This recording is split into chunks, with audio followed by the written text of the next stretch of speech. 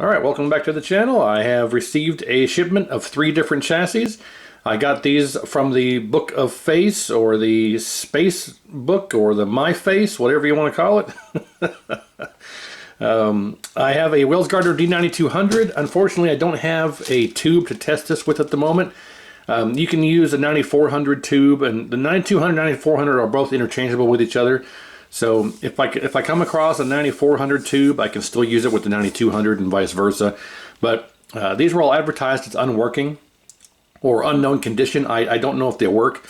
So I snagged them all up for relatively cheap. But until I can find a tube that I can use to test, I'll have to set this aside. But once I do, if I'm able to find a tube that I can use this with, we'll finally be able to add a D9200 to the list of videos here on reference material for being able to repair and test and troubleshoot a 9200. And 9400 is basically the same, so any kind of troubleshooting or whatever we learn with the 9200, we can usually apply it to 9400 for the same type of thing. So until I can get a tube to test this with, we'll have to set this aside. So don't fear, at some point I'll find one, and then we can actually get a 9200 added to the channel here. But otherwise, we got a K7500 and a U2000.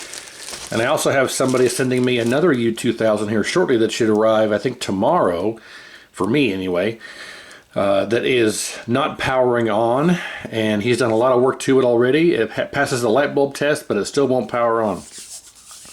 Something like that. So that'll be interesting to troubleshoot, but for now we have a 7500 and a U2000. Let's see, this one here is the 7500. No, this is the U2000. We can see here Wells Gardner Manufacturing 2520. Maybe you can see that. Oop. There we go. Wells Gardner Manufacturing 25-inch U2000, 2520. So that's a U2000, and then we have here a, let's see, I'm sorry, a U5000, I'm sorry. I have a U2000 and a U5000. For some reason, I don't know why, I was thinking it was a 7500. I got too much stuff going on. Alright, yeah, so we've got Wells Gardner Manufacturing 25-inch 50. So we have a 5000 and a 2000. So okay, I just we'll pick one of these here at random, and we will decide about what to do here.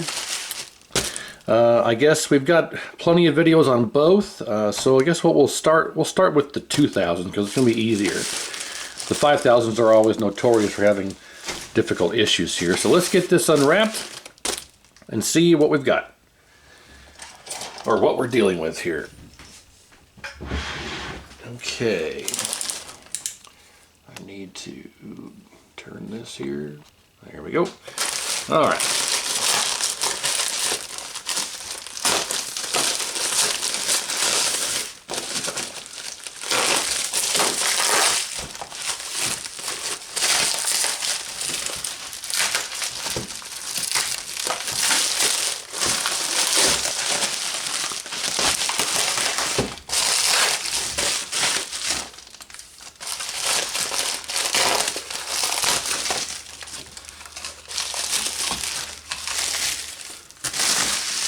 Well, here we are.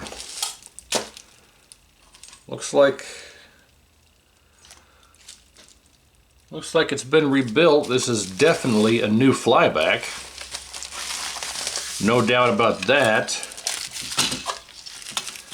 Well, see, this is odd. It's definitely had some work done to it because all the caps have been replaced, at least most of them that I can see. Get out of there. All right, there we go. And R104 is a completely different style here. So if someone has done some type of weird modification here to it.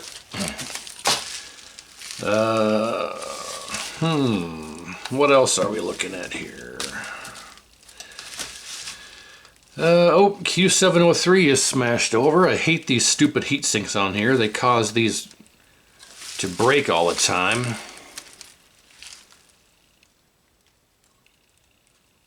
but it seems intact. All right. We got resistors smashed flat. Not uncommon from shipping, anyway, or handling. Remote board connector seems okay. You don't have any smashed or broken remote pots. Solder seems alright. Let's look at the bottom here. Alright, looks like most of the rework was done fairly well. There's no cracked joints on the video header pins. There's no cracked joints on the power connector, very common. I'll still have to reflow that. There's a kind of a cold looking solder joint here for the flyback, but someone has absolutely replaced it. And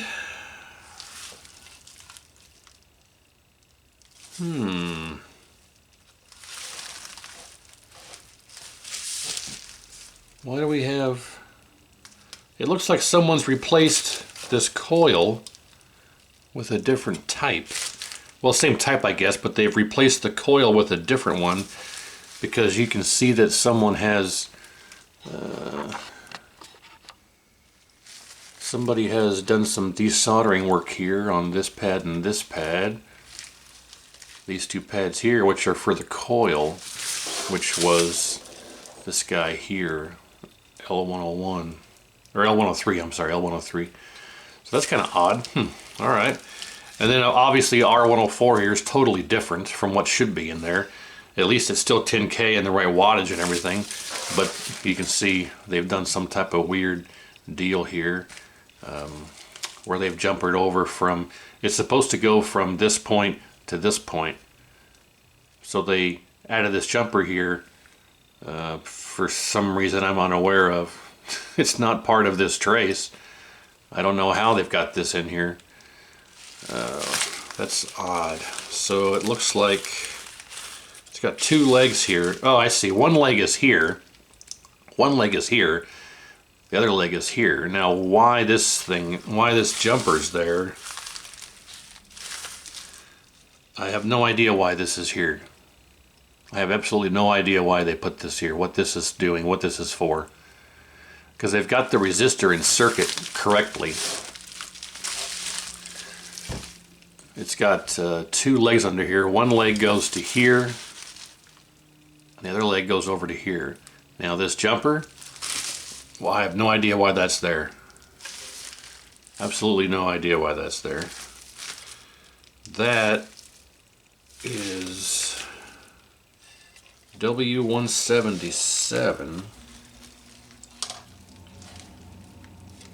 Is that jumper supposed to be there and they removed it? I mean, that's possible, because it looks like, see, there's W177 right there, that hole. That hole right there is part of this trace right here. That's the hole. So it looks like they've put that jumper there because on the top side there was a jumper there originally. So, I think I'm going to take this off of here and just look and see what's going on there. So we'll do that later, but for now, let's finish doing our inspection. The only thing left here is the neck board, and it doesn't look like they recapped the neck board. They recapped the main board, but I think these are all original. Then they changed this one out, but not these. Interesting. Well, of course, we have the normal damage here of these being smashed over. I try not to push down on these because you'll pop the pads off the board, so I kind of try to go left and right and lift and not push down. Sometimes it's more difficult than that, but do we have...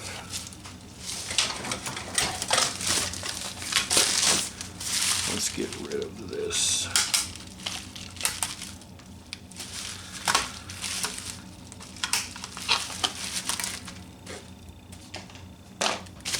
Oh my lord. Well, yeah.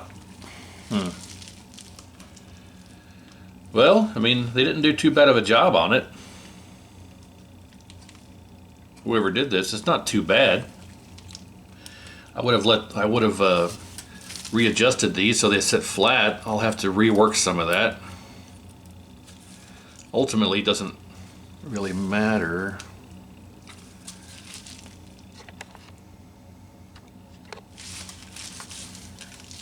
Because, I mean, even if it was to sit like that, that's fine. But,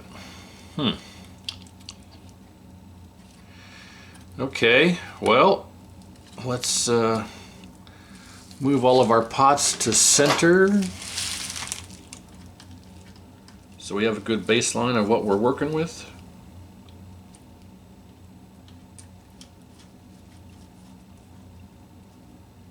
I'm going to turn my soldering iron on here.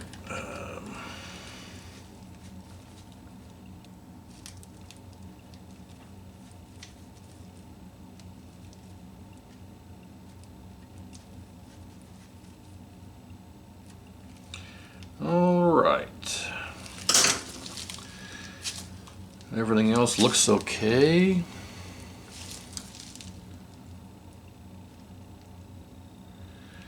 Yeah, so we need to replace all of these capacitors. We need to fix these transistors so they sit more flush.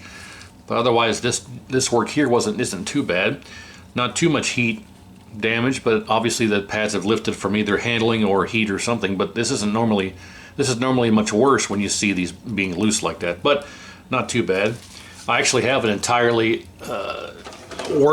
known working spare neck board. If I ever get one of these with no neck board. I had to rob some of the transistors over time, but I have the heatsink and new transistors on hand, so I have a fully working spare neck board. I had to rob some of the caps from this. So this is a working neck board once I rebuild it and get the stuff back on it. If I end up having color issues with the chip or something, you know, things like that. So we need to replace these capacitors. We need to get these to sit more flush and more flat.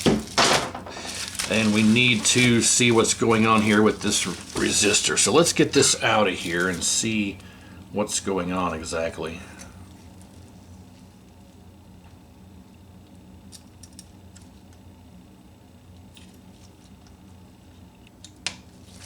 Okay. So yeah, they've bent these legs and positioned it to fit in there, which is fine. I mean, it as long as it does what it's supposed to do. Now that we have that, you can see that there is supposed to be a jumper across there. And they did indeed... Ooh, wrong way. They did indeed re-add this jumper. You know, why they did it on the bottom side... Well, I guess they did it on the bottom side so it didn't touch the legs of the resistor. So I guess that's smart. So let's go ahead and put this back then. Got some spider webs and cobwebs and crap here. I guess in that case, since there's supposed to be a jumper there and they put that jumper back, we'll put the resistor back in and then we'll kind of clean that up a bit.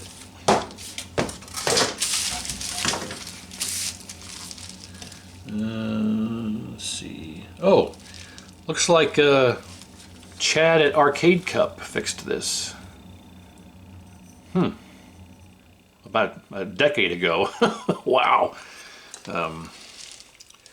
So yeah, Chad, nice job, not too bad.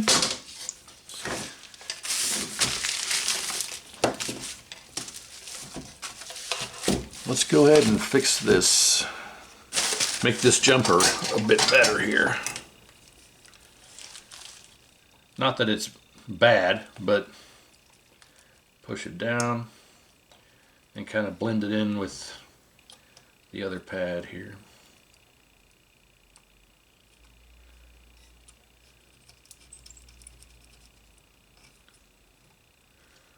That's a bit better.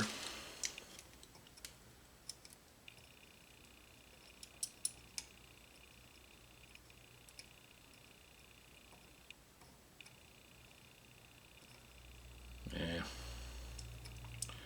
That is not better, but it's okay.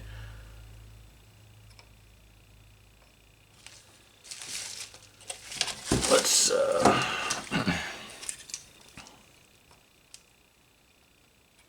There we go. I don't have my fan running.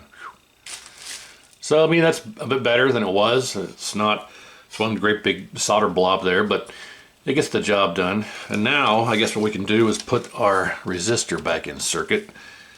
So it's going to end up going across these two pads like this. Because originally it went here to here. 1, 2. So, of course, this is the same trace, so we can just go here to here. So that's what we will do. First thing we need to do is clean some of this off so it'll go back in the hole there. There we go.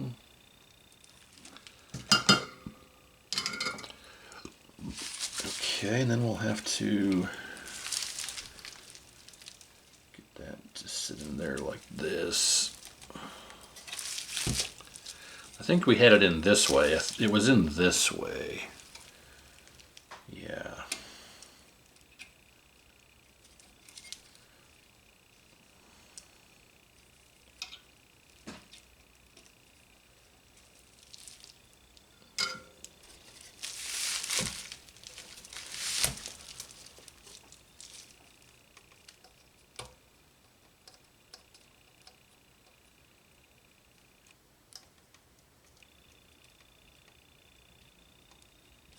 Is that lined up for that? That is not lined up for that.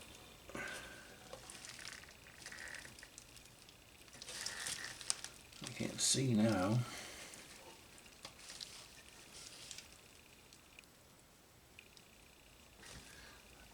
Hang on, guys, hang on here.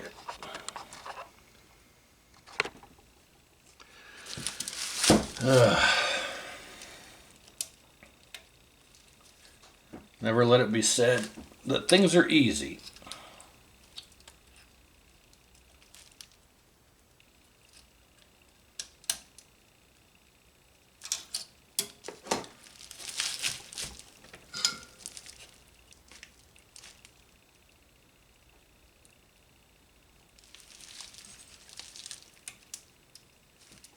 There we go. Now that's in there.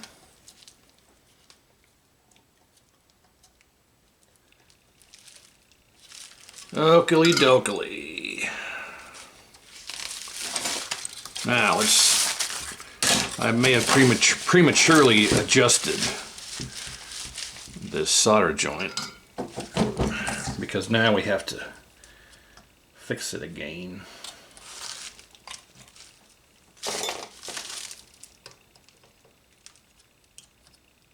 There we go. All right. So I wanted to just check that out, see what was going on there. What was doing, as they say.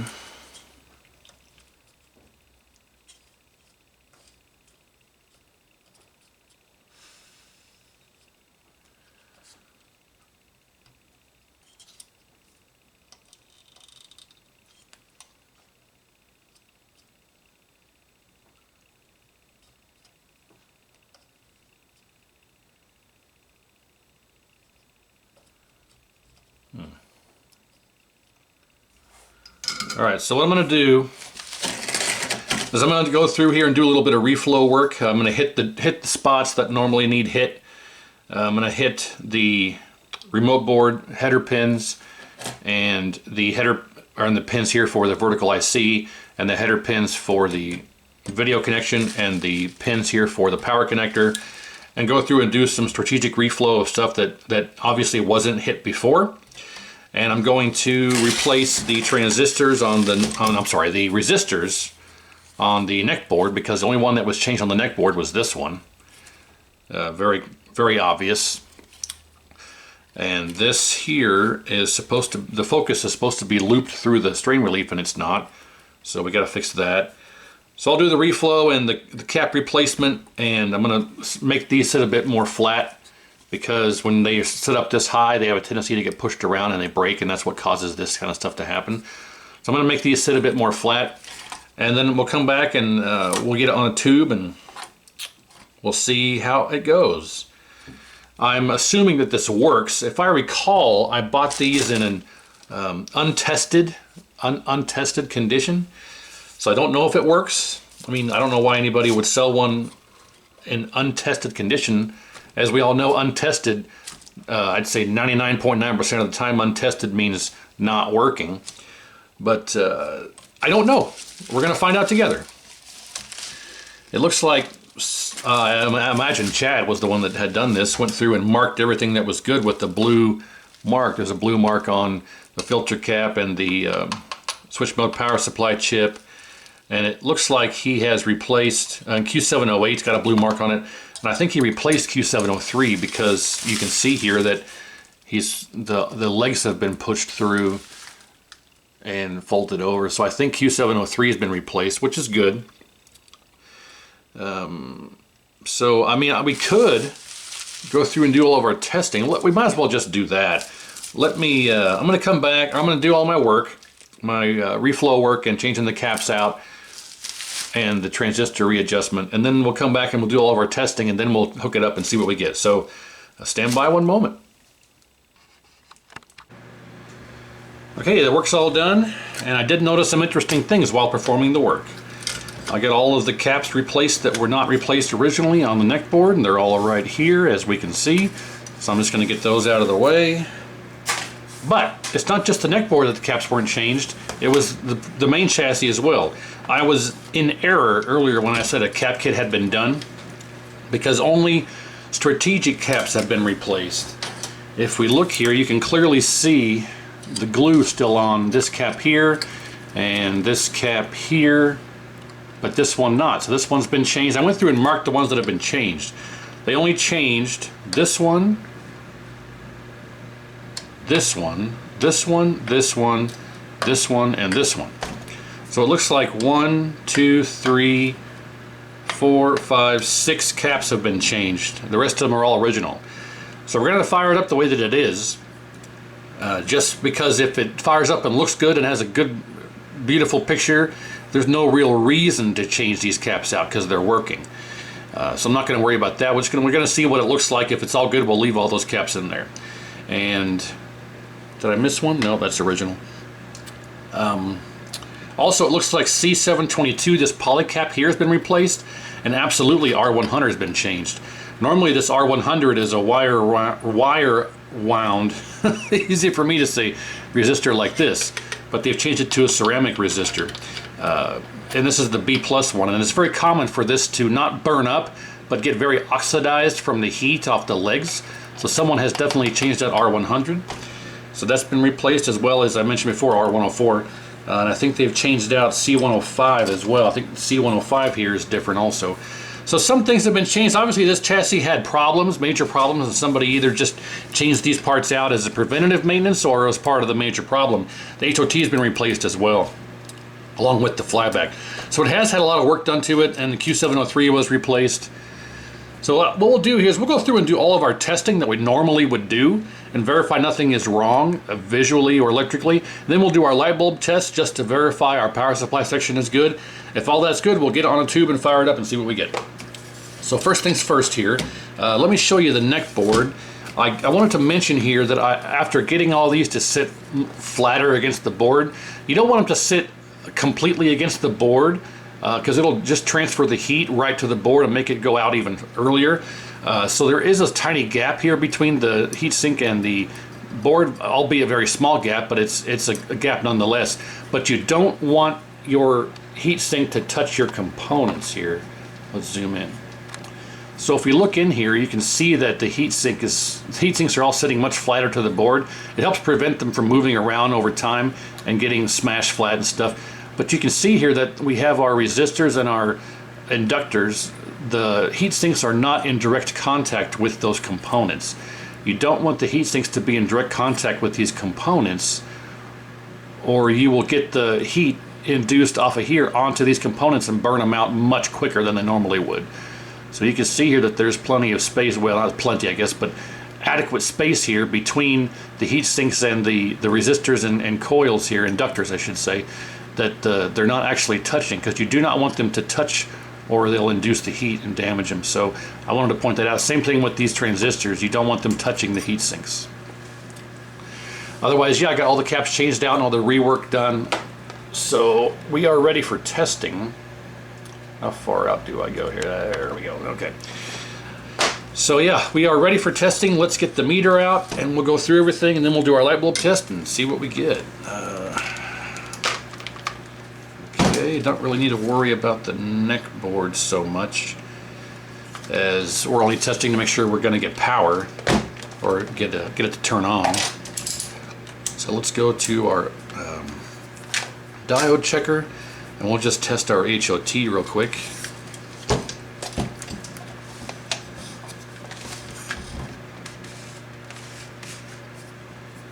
Okay, we're looking for our 0.5 voltage drop. There we go, 0.452, 452. I round up to 0.5. You could say 0.4. Okay, HOT seems to be good. Let's test our vertical IC just so we don't have any vertical collapse surprises. So we'll go to ground and we only want one pin to ring to ground. And that should be this one? Yes. So if we go to pin, I think this is 1. Good, good, good, good, good, good, good, good, good. There's our ground. So our vertical IC is not shortest, so that's good. Let's see, vertical IC D603. Let's make sure it's good. It should read 0.5 one way. We'll swap our leads. It should not read the other way. And it does not, so that's good. We can check R303, should be 1.2 ohms, give or take. 1.4, that is good. So we should not, let's do D302. I don't want to speak prematurely. So D302 is good. There's our 0.5. Okay, so we should not have any vertical collapse surprises within theory, because those are the major components that will cause collapse. We could still have an issue with this capacitor right here, could be an issue, or this one here, or this one over here. But I'm not going to worry about it. I think we're probably going to be okay. We don't need to dive too deep in. We're just doing initial testing here. Q703, again, this guy right here, the chassis will be completely, totally dead if that's not good. So we'll leave that on diode checker and we will check 703.6 and 1. I think it's open to the other one. No, 1.2. Okay, so yep, 0.6 to 1 and 1.2 the other. That is good. All right, so I think we're okay there. HOT, vertical IC, D603, the vertical circuit. Let's test our switch mode power supply chip. It's been a while. I think these two should be a diode. Yep. 0.6. Same thing for these two. Yep. I think this is 1.7. Yep. And 1.0. Yes. All right. So let's zoom in here. You can see a bit closer. Here's how this is supposed to read. These two here, in this position with the leads, negative on the outside, should be your voltage drop. And you go to these two, voltage drop. These two here, 1.7. And these two here, 1.0. There you go. So if you got a switch mode power supply chip that reads those readings, it should be good. But your light bulb test will tell you that for sure. So let's zoom back out. Okay. So we know that's good. Let's test our R104. Should be 10K roughly. In this instance, I believe it's this way. Yep, there's our 10K. Oh, 9.86. Yeah. All right, so I mean that's pretty much basically everything you'd want to test before you fire this thing up.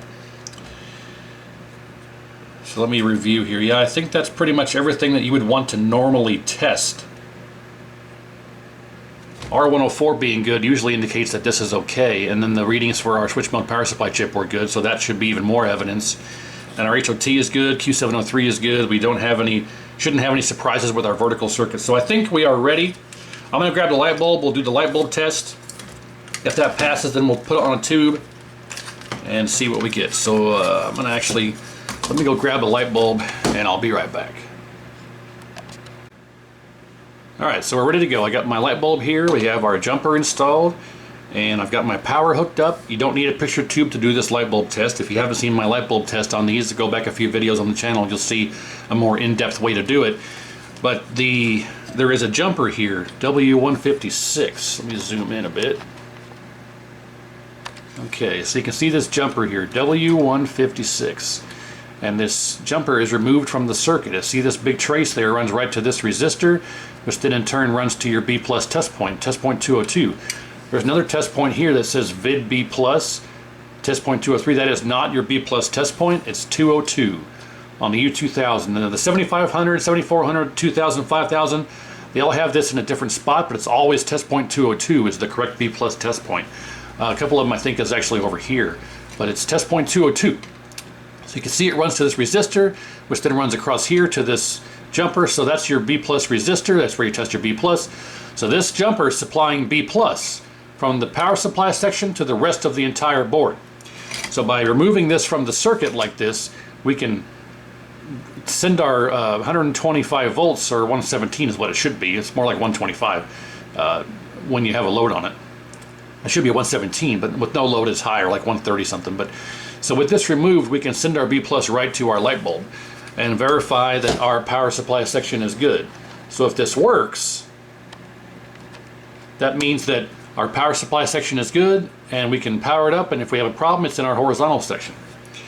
So that the way this works is you just take your light bulb and use the ground to the ground on the heat sink here to provide your ground, and you touch your center contact to the center and it should light up. And that's really all there is to it. So I've got my power hooked up. You don't need a picture tube. We should be able to just turn this on. The power supply section should energize. Nothing should happen here on the flyback because our B plus is removed from the circuit, so this is not part of the power. And we should be able to just hook this up to here, touch the center, and the light bulb should light up. That's what we're hoping to happen here anyway. So, okay, I'm going to turn the test rig on here. 1, 2, 3. Yep, I can hear it running. So we will touch this to here, touch our center, and see what happens. Yes! Success! You can hear the power supply section whine and it goes, because when it gets the load put on it, it's hard for you to hear, but I can hear it. I can hear it. If I turn my fan off, maybe you can hear it. I can hear the power supply section running. If we turn it off, let's see if you can hear it. Okay, it's off. Now we're going to turn it back on. You can hear it click on and energize. And you get the noise that it makes goes away when we put a load on it. There goes extra kind of a higher pitched noise, but regardless, there you go. So now we know for a fact that our power supply section is good. So let's turn this off. Don't want to leave it running too long with no tube and not hooked up. So I'll get my, actually, you know what, we need to, what's the word, de-energize, or I can't think of the word, I'm getting too old. I turned 42 in a month, so my brain doesn't work so well anymore. I need to de-energize the chassis because it should have it should be loaded right now. So if we sit here and go like this, there you go, see? There we go, discharge. That's the word, discharge. So all these capacitors in the power supply section were still energized when we do this. So you want to make sure you discharge it before you work on it again. So now we're safe to work on it again. So now we can put our jumper back in and then put it on a tube and see what we get. All right, we are all hooked up, ready to go.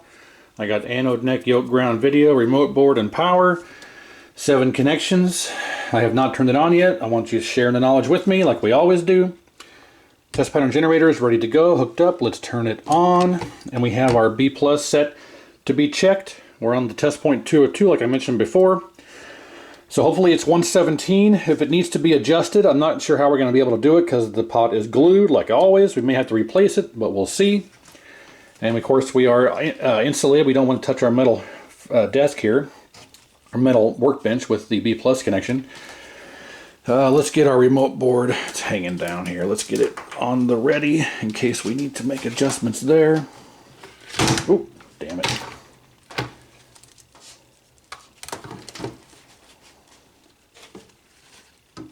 Okay. All right. Oh, I got my colors inverted from a Sanyo I was working on. All right. Let's turn it off and back on. Okay. Let's see what happens here. 1, 2, 3. Nothing. And I know why there's nothing. Oh, that's why it's the amateur channel. I forgot to resolder in the Be Blessed jumper. Oh, man. You big dummy!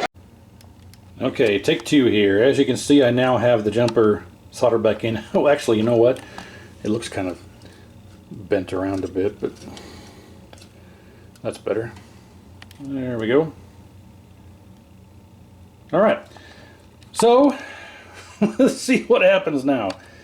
Let's turn that back on. We are ready, all set and ready to go. All right, so let's see. 1, 2, 3. Yes, we have power, and look at that. Right on the money. And I have a tired tube here. Oh, wow. Okay.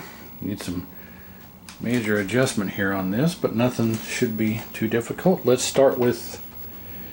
Okay, so we know our B+ is dead on. Look at that. Dead on balls accurate, as they say. So let's go ahead and unclip this so we don't accidentally damage something. I'm going to turn this off. Okay, turn that off. Wow, I've never had one be on actual 117.0. That's amazing. All right. So now we can get rid of our connections here so we don't short something out. And let's get the camera on the tripod here and turn the system back on.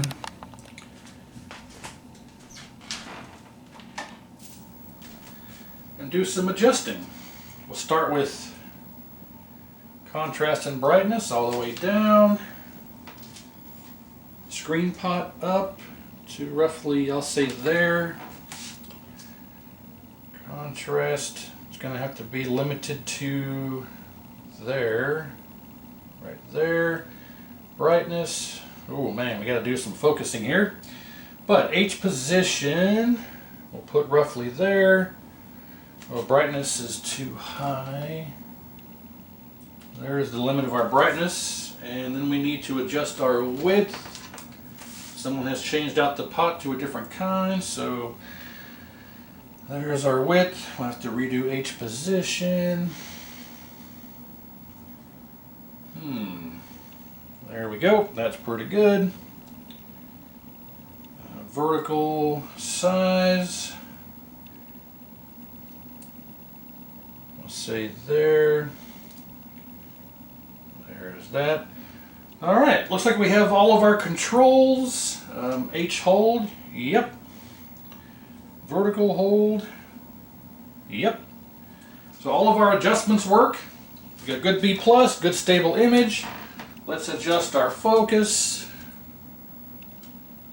Holy cow, is that crisp.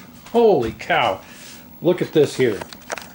I haven't hardly ever see these be so crisp on this. That is amazing. Crazy. Okay.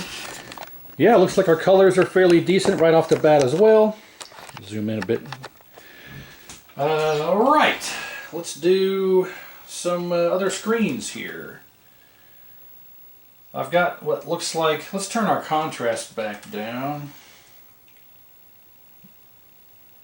There we go, that's good. Got rid of our bleeding here. We're a bit too green, it looks like. I know we're a bit too red. What's going on here? Oh, we were not blue enough. That's what it was. That's much better. Not blue enough. Look at that. Glorious. Gloria. Rius.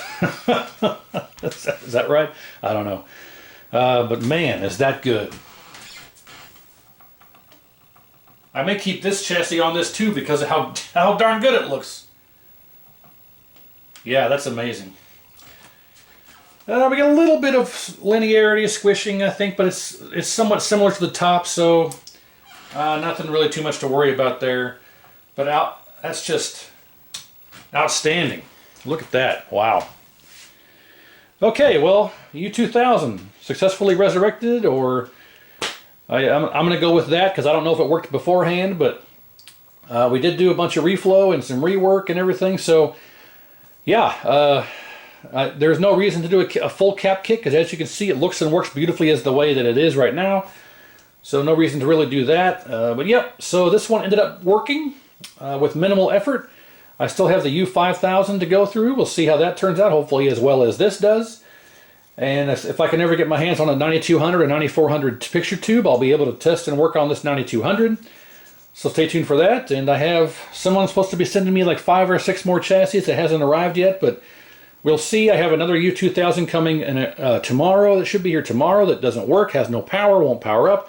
So that should be a bit more fun, more interesting than this one. But hey, sometimes you win. Sometimes it's easy, sometimes it's not. This one was easy. So thanks for watching. Hopefully you learned something. Stay tuned for the next one that arrives tomorrow. That'll be a bit more fun. We'll dive into that and we'll see how that one goes. So like, share, and subscribe if you want, and I appreciate it. Thanks again, and we'll see you next time.